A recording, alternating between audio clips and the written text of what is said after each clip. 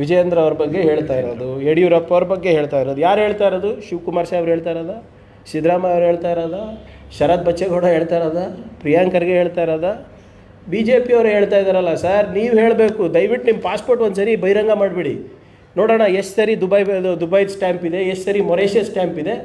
ನಮ್ಮ ಪಾಸ್ಪೋರ್ಟ್ಗಳು ಕೊಡ್ತೀವಿ, ನಮ್ಮದು ಸ್ಟ್ಯಾಂಪ್ ನೋಡಿಬಿಡಿ. ರಾಹುಲ್ ಗಾಂಧಿ ಅವ್ರದ್ದು ಕೊಟ್ಬಿಡ್ತೀವಿ.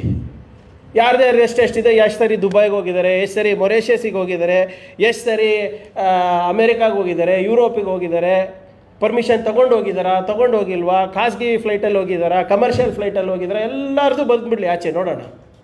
ಇದ್ರ ಬಗ್ಗೆ ಏನಕ್ಕೆ ಹೇಳ್ತೀರ? ಬಿ ಜೆ ಪಿಯವರು 3-4 ದಿನದಿಂದ ನೋಡ್ತಾ ಇದ್ದೀವಿ, ನೀತಿ ಪಾಠ ಭಾಳ ಹೇಳ್ತಾ ಇದ್ದಾರೆ. ಇದು ನಮ್ಮ ಪಂಚತಂತ್ರನಲ್ಲಿ ಇತ್ತಲ್ಲ, ಇದು ಬಿ ಜೆ ಪಿ ನಮಗೆ ನೀತಿ ಪಾಠ ಹೇಳೋದು ಒಂದೇ, ಈ ನರಿಗಳು ನ್ಯಾಯ ಹೇಳೋದು ಒಂದೇ, ಎರಡೂ ಹಂಗೆ ಇದೆ. ಅದು ಈಗ FIR ಆಗಿದೆ, ರಾಜೀನಾಮೆ ಕೊಡಬೇಕು ಅಂದ್ಬಿಟ್ಟು ಮೊನ್ನೆಯಿಂದ ಸ್ಟಾರ್ಟ್ ಮಾಡ್ತಾ ಇದ್ದೀರಲ್ಲ. ಫಸ್ಟು ಬಿ ಜೆ ಪಿನಲ್ಲಿ ಎಷ್ಟೆಷ್ಟು FIRಗಳಿದೆ ಅದನ್ನು ನೀವು ಒಂದು ಮಾಹಿತಿಯನ್ನು ತರಿಸ್ಕೊಳ್ಳಿ, ಜೋಶಿ ಸಾಹೇಬ್ರೆ ಅಥವಾ ವಿಜೇಂದ್ರ ಅವರೇ. ಕೇಂದ್ರ ಸರ್ಕಾರದಲ್ಲಿ ಮೋದಿ ಸಂಪುಟದಲ್ಲಿ 23 ಮಂತ್ರಿಗಳ ಮೇಲೆ FIR ಇದೆ. A1, everybody is A1. 23 ministers including Kumaraswamiji. ನಿಮ್ಮ ಮೈತ್ರಿ ಪಕ್ಷದವರು, ನಿಮ್ಮ ಕೊಲೀಗ್ ಯಾರಿದ್ದಾರೆ, ನಿಮ್ಮ ಸಹೋದ್ಯೋಗಿಗಳು, ಅವರು A1 ಇರೋದು. ಅವ್ರ ಮೇಲೂ 2-3 ಕೇಸ್ ಇದೆ. ಫಸ್ಟ್ ಅಲ್ಲಿಂದ ತೊಗೊಂಡು ಬನ್ನಿ, ಆಮೇಲೆ ಬಿ ಜೆ ಪಿಯವರಿಂದ ತೊಗೊಂಡು ಹೋಗಿ ಆಮೇಲೆ ನಮ್ಮ ಹತ್ರ ಬನ್ನಿ. ಈಗ ವಿರೋಧ ಪಕ್ಷದ ನಾಯಕರು ಅಶೋಕ್ ಅವ್ರ ಮೇಲೆ 2011ರಲ್ಲಿ ಡಿನೋಟಿಫಿಕೇಷನ್ ಹಗರಣದಲ್ಲಿ A1 ಆರೋಪಿ, A2 ಯಾರದರಲ್ಲಿ? ಪೂಜ್ಯ ಅಪ್ಪಾಜಿಯವರು. ಅದ್ರ ಬಗ್ಗೆ ಮಾತಾಡ್ತೀರಾ? ಆಯ್ತು ಜೋಶಿ ಸಾಹೇಬ್ರೆ, ಇದೆಲ್ಲ ಬಿಟ್ಬಿಡಿ. ಒಂದು ಸರಿ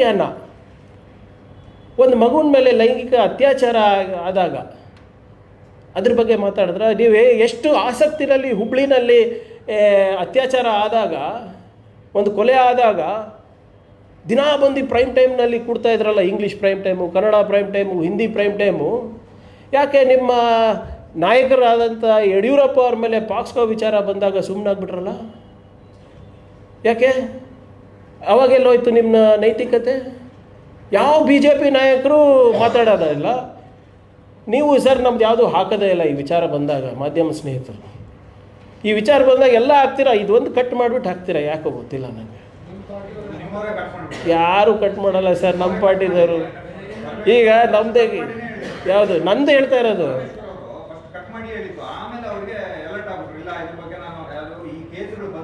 ಅದ್ರದ್ದೆಲ್ಲ ನಾನು ಹೇಳ್ತಾ ಇರೋದು ನಾನು ಮಾತಾಡಿದಾಗ ಅನ್ಫಿಲ್ಟರ್ಡ್ ಹಾಕಿ ಅಂತ ಇದೆ ಅಷ್ಟೇ.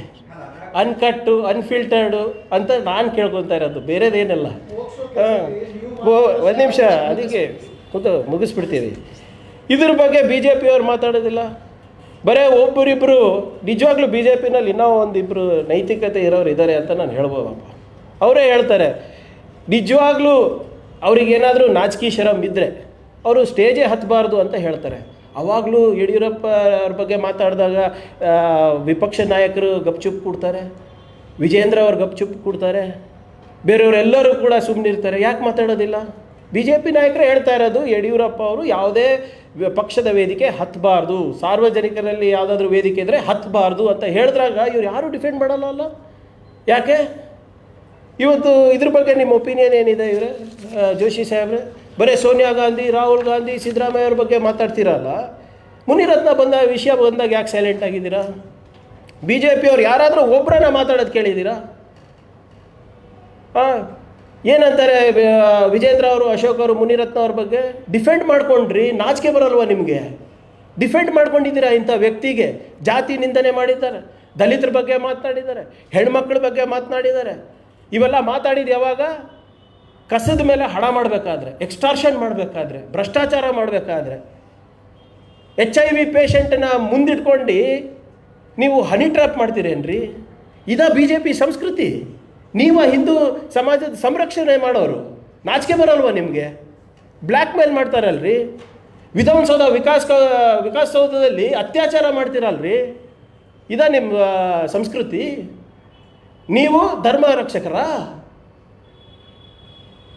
ಇದ್ರ ಬಗ್ಗೆ ಮಾತಾಡಿದಾರ? ಒಬ್ಬ ಬಿ ಜೆ ಪಿ ಲೀಡ್ರು ಇಂಥವ್ರಿಗೆ ಯಾಕ್ರಿ ನಮ್ಮ ಪಾರ್ಟಿನಲ್ಲಿ ಇಟ್ಟಿದ್ದೀರ, ಇವ್ರಿಗೆ ಕಿತ್ತು ಬಿಸಾಕ್ಬೇಕು ಇಂಥವನಿಗೆ ಅಂತ ಬಂತ ಬಾಯಿನಲ್ಲಿ ಯಾರು ಬಂದ್ರು? ಸಿ ಟಿ ರವಿ ಅವರು, ಆ ರವಿಕುಮಾರ್ ಅವರು, ವಿಜೇಂದ್ರ ಅವರು, ಅಶೋಕ್ ಅವರು ಎಲ್ಲರೂ ಮುನಿರತ್ನ ಡಿಫೆಂಡ್ ಮಾಡ್ತಾ ಇದ್ದಾರೆ. ಯಾಕಪ್ಪ ನಿಮ್ಮದು ಸಿಡಿ ಇದೆಯಾ ಏನಾದರೂ? ನೀವು ನೈತಿಕತೆ ಬಗ್ಗೆ ಮಾತಾಡ್ತಾ ಇದ್ದೀರಾ? Are you speaking on moral grounds? Do you have any of it left, any morals left in you? ನಾಚಿಕೆ ಆಗಬೇಕು. ಯಾಕೆ ಇಷ್ಟು ಭಯ ಆಗ್ತಾ ಇದೆ ಮುನಿರತ್ನ ಕಂಡ್ರೆ? ನೀವು ಸ್ಟೇಜ್ ಮೇಲೆ ಸಿದ್ದರಾಮಯ್ಯ ಅವ್ರ ವಿರುದ್ಧ ಹೇಳ್ತಿರಲ್ಲ, ತಾಕತ್ತು ದಮ್ಮು ಅಂತ ಹೇಳಿ ಹೇಳಿ ಹೇಳಿ ಎಲೆಕ್ಷನ್ ಸೋತ್ರಿ. ಎಲ್ಲೋಯ್ತು ಈಗ ನಾವು ವಿರೋಧ ಪಕ್ಷದಲ್ಲಿ ಇದ್ದೀರಲ್ಲ. ಯಾಕೆ ಬಿ ಜೆ ಪಿಯವರು ಈ ದೇವರಾಜ ಅರಸ್ ಟ್ರಕ್ ಟರ್ಮಿನಲ್ ಬಗ್ಗೆ ಸುಮ್ಮನಿದ್ದಾರೆ? ಆ ದುಡ್ಡು ಎಲ್ಲೆಲ್ಲಿ ಹೋಗಿದೆ ಗೊತ್ತಾ? ಡೆಲ್ಲಿ ತನಕ ಹೋಗಿದೆ. ಒಂದು ವಾರ ಟೈಮ್ ಕೊಡಿ, ಅದನ್ನು ತಂದು ಇರ್ತೀನಿ ತಮ್ಮ ಮುಂದೆ. ನಾರಾಯಣ ಸ್ವಾಮಿ ಚೆಲುವಾದಿ ಅವ್ರ ಬಗ್ಗೆ ಯಾಕೆ ಸುಮ್ಮನೆ ಇದ್ದಾರೆ? ವಿಪಕ್ಷದ ಏನೋ ಮೇಲ್ಮನೆಯಲ್ಲಿ ವಿಪಕ್ಷ ನಾಯಕರು ನಮ್ಮ ವಿರುದ್ಧ ಏರೋಸ್ಪೇಸ್ CA ಸೈಟ್, ಮೊನ್ನೆ ಒಂದು ಲೋಕಾಯುಕ್ತ ಮತ್ತು ಒಂದು ಪ್ರಾಸಿಕ್ಯೂಷನ್ ಮತ್ತು ಸ್ಟ್ಯಾಂಡರ್ಡ್ ಆಪ್ರೇಟಿಂಗ್ ಪ್ರೊಸೀಜರ್ ಸ್ಟಾರ್ಟ್ ಮಾಡಿದ್ದಾರೆ. ನಾವು ಅದಕ್ಕೆಲ್ಲ ಹೆದರೋದಿಲ್ಲ. ಆದರೆ ನಿಮ್ಮ ಮೇಲ್ಮನೆ ನಾಯಕರು ದಲಿತರ ವಿದ್ಯಾರ್ಥಿಗಳಿಗೆ ಶಿಕ್ಷಣ ಕೊಡ್ತೀನಿ ಅಂದ್ಬಿಟ್ಟು ಎಲ್ಲರಿಗೂ ಬಿರಿಯಾನಿ ತಿನ್ನಿಸ್ತಾ ಇದ್ದಾರಲ್ಲ ಗೌರ್ಮೆಂಟ್ ಲ್ಯಾಂಡ್ನಲ್ಲಿ, ಅದ್ರ ಬಗ್ಗೆ ಯಾಕೆ ಮಾತಾಡೋದಿಲ್ಲ ನೀವು? Do you have any opinion on that B J ಪಿಯವ್ರು? ಮಿಕ್ಕಿದವ್ರ ಬಗ್ಗೆ ಎಲ್ಲರಿಗೂ ಇದೆ ಅಲ್ಲ. ಕರಡಿ ಮೈ ಮೇಲೆ ಕೂದಲು ಎಷ್ಟಿದೆ ಅಷ್ಟು ಆರೋಪ ಇಟ್ಕೊಂಡಿದ್ದೀರಾ ನೀವು. ಮತ್ತು ನಮ್ಮ ಹತ್ರ ಬಂದು ನೀವು ನಮಗೆ ನೈತಿಕತೆ ಬಗ್ಗೆ ಮಾತಾಡ್ತೀರಾ? 100 ಸರಿ ಸುಳ್ಳು ಹೇಳಿ ಹೇಳಿ ಆ ಗೊಬೆಲ್ಸ್ ಥಿಯರಿ ವರ್ಕ್ ಆಗಲ್ಲ. ಜನರು ಜಾಗೃತರಾಗಿದ್ದಕ್ಕೆ ನಿಮಗೆ ಇವತ್ತು ವಿರೋಧ ಪಕ್ಷದ ಸ್ಟೇಟಸ್ ಕೊಟ್ಟಿದ್ದಾರೆ ಇವತ್ತು.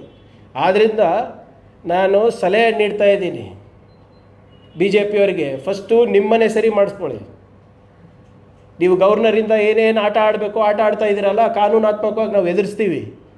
CBI, IT, ED, ಗವರ್ನರ್ ಕಚೇರಿ, ಗವರ್ನರು ಇವೆಲ್ಲನೂ ಕೂಡ ನಮ್ಗೆ ಎದುರ್ಸೋಕ್ಕೆ ಹೋಗ್ಬೇಡಿ. ನಾವು ಅಂಜೋರಲ್ಲ. 140 ವರ್ಷ ನಮ್ಮ ಪಕ್ಷ ಹೋರಾಟ ಮಾಡಿಕೊಂಡೇ ಬಂದಿದೆ, ಇನ್ನು 140 ವರ್ಷ ಮಾಡ್ಕೊಂಡು ಹೋಗ್ತೀವಿ. ನಿಮ್ಮ ಈ ತತ್ವ ಸಿದ್ಧಾಂತದ ವಿರುದ್ಧನೇ ನಾವು ಬೆಳೆದು ಬಂದಿರೋದು. ಆದ್ದರಿಂದ ಫಸ್ಟು ನೀವು ನಿಮ್ಮನೆ ಸರಿ ಮಾಡ್ಕೊಳ್ಳಿ. ಅದಾದಮೇಲೆ ನಮ್ಗೆ ಬನ್ನಿ. ನಿಮಗೇನಾದರೂ ನಿಜವಾಗ್ಲೂ 3-4 ದಿನದಿಂದ ಈ ಪದ ಭಾಳ ಕೇಳ್ತಾ ಇದ್ದೀನಿ ಬಿ ಜೆ ಪಿಯವ್ರ ಬಾಯಿಂದ, ನೈತಿಕತೆ ನೈತಿಕತೆ ಅಂದು. ನೈತಿಕತೆ ಇದ್ದರೆ ಫಸ್ಟು ಯಡಿಯೂರಪ್ಪ ಅವರಿಗೆ, ವಿಜೇಂದ್ರ ಅವರಿಗೆ ಪಾರ್ಟಿಯಿಂದ ಆಚೆ ತೆಗೀರಿ. ಇದೆಯಾ ನಿಮ್ಮ ಹತ್ರ ದಮ್ಮು ತಾಕತ್ತು? ಇವರು ಎಲ್ಲ A1 A2ನೇ ಇದ್ದಾರಲ್ಲ. ನಿರ್ಮಲಾ ಸೀತಾರಾಮನ್ ಅವರಿಗೆ ವಜಾ ಮಾಡಿರಿ, ಅಶೋಕ್ ಅವ್ರಿಗೆ ವಜಾ ಮಾಡಿರಿ. ನಿಮ್ಮ ಮುನಿರತ್ನ ನಮ್ಮ ಪಾರ್ಟಿದವನಲ್ಲ ಅಂತ ಹೇಳಷ್ಟು ಧೈರ್ಯ ಇಲ್ಲ ಅಲ್ಲೇನ್ರಿ ನಿಮಗೆ? ಯಾರು ವಿಧಾನಸೌಧದಲ್ಲಿ ಅತ್ಯಾಚಾರ ಮಾಡ್ತಾರೆ, HIV ಪೇಷಂಟ್ಸ್ಗಳನ್ನು ಇಟ್ಕೊಂಡು ಹನಿ ಟ್ರ್ಯಾಪ್ ಮಾಡ್ತಾರೆ, ಅವನ ಬಗ್ಗೆ ಮಾತಾಡೋಕ್ಕೂ ನಿಮಗೆ ಯೋಗ್ಯತೆ ಇಲ್ವಾ? ಅಷ್ಟು ಹೆದರ್ತೀರಾ? ತೆಗಿರಿ ಪಾರ್ಟಿಯಿಂದ ನೋಡೋಣ, ಅವಾಗ ನಾವು ಮೆಚ್ತೀವಿ. ಇದೆಲ್ಲ ಮಾಡಾದಮೇಲೆ ನಮ್ಮ ಹತ್ರ ಬನ್ನಿ. ಸಿದ್ದರಾಮಯ್ಯ ರಾಜೀನಾಮೆ ಕೊಡಬೇಕು, ಪ್ರಿಯಾಂಕ್ ಖರ್ಗೆ ರಾಜೀನಾಮೆ ಕೊಡಬೇಕು, DK ಶಿವಕುಮಾರ್ ಅವರು ರಾಜೀನಾಮೆ ಕೊಡಬೇಕು. ಫಸ್ಟ್ ಇದೆಲ್ಲ ಮಾಡಿ ನಿಮ್ಮದು serious allegations, serious crimes which have been proved. Investigation authorities ಕೇಳಿರೋದು ಪ್ರಾಸಿಕ್ಯೂಷನ್ನು. ನಿಮ್ಮ ಥರ ಯಾವುದೋ ಒಂದು ಕಾನ್ಸ್ಟಿಟ್ಯೂಷನಲ್ ಪವರನ್ನು ಮಿಸ್ಯೂಸ್ ಮಾಡ್ಕೊಂಡು ಆಗಿಲ್ಲ ಇವೆಲ್ಲ ಕೇಸು. ಆದ್ದರಿಂದ ನೀವು ಯಾವುದೇ ಕಚೇರಿ ದುರುಪಯೋಗ ಮಾಡಿದ್ರೂ ಕೂಡ ನಾವು ಅಂಜೋರಲ್ಲ, ಬಗ್ಗೋರಲ್ಲ, ಜಗ್ಗೋರಲ್ಲ. ನಾವು ಇದು ಒಂದು ಕಾನೂನಲ್ಲಿ ಹೋರಾಟ ಪ್ರಾರಂಭ ಮಾಡಿದ್ದೀವಿ. ಸಂವಿಧಾನಿಕವಾಗಿ ನಾವು ಇದನ್ನು ಒಂದು ಲಾಜಿಕಲ್ ಎಂಡಿಗೆ ನಾವು ಖಂಡಿತ ತೊಗೊಂಡು ಹೋಗ್ತೀವಿ. ಡೆಲ್ಲಿಗೆ ನಾವು ಮುಂಚೆನೂ ಹೋಗಿದ್ದೀವಿ ಹೋರಾಟ ಮಾಡ್ಕೊಂಡು. ಈ ಸಂವಿಧಾನದ ಹೋರಾಟ, ಕಾನೂನಿನ ಹೋರಾಟ ನಾವು ಡೆಲ್ಲಿ ತನಕನೂ ತೊಗೊಂಡು ಹೋಗ್ತೀವಿ ಮತ್ತು ಜನರ ದರ್ಬಾರಿಗೂ ತೊಗೊಂಡು ಹೋಗ್ತೀವಿ ನಾವು.